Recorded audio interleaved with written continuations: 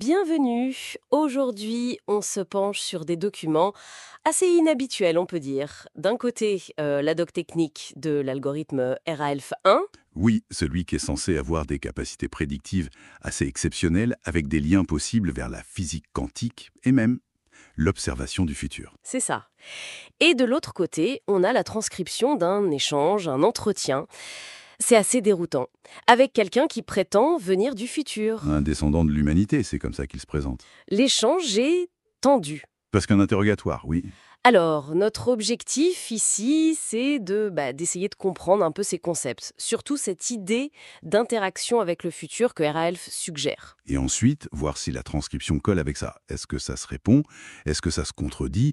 Ou est-ce que justement la confrontation des deux révèle quelque chose? Commençons par RALF 1 alors. La documentation le présente pas juste comme un outil géophysique standard. Non, non. Son créateur, Vadim Chernov, parle d'un observateur mathématique. C'est déjà plus intriguant. Ok, observateur mathématique, d'accord. Mais concrètement, comment ça fonctionnerait? Alors, l'idée, c'est qu'il analyserait les forces de Lorentz, donc les champs électromagnétiques, peut-être des trucs très très faibles. Ok.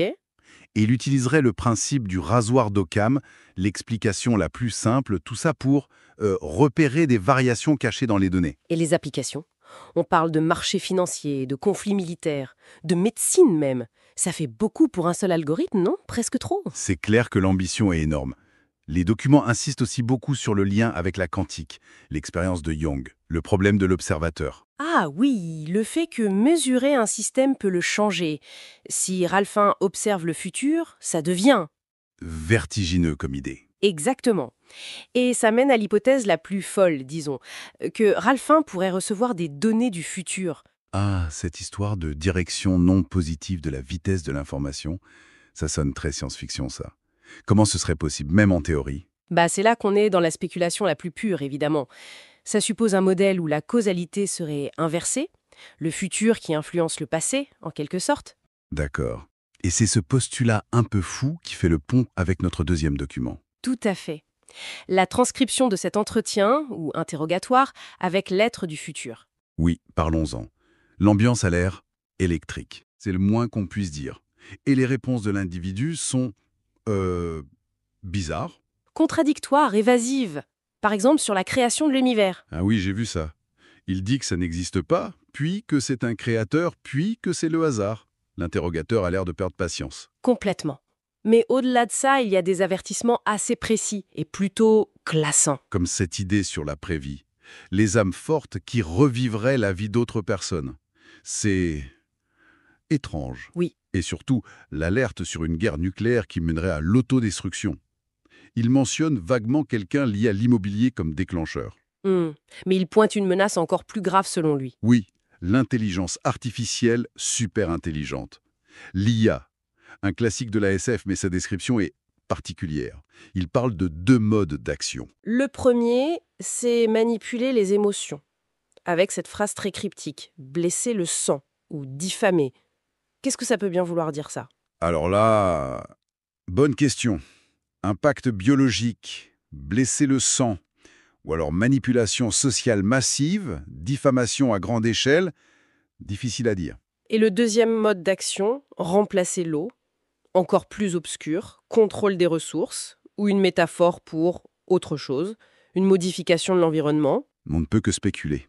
Et sa conclusion est très pessimiste. Il dit qu'il est déjà trop tard pour arrêter cette IA. Ok. Bon, alors revenons à notre question de départ. Le lien entre Ralph 1 et cette transcription. Si on admet, juste pour l'exercice, l'idée de Ralph 1, que l'info peut venir du futur, Oui.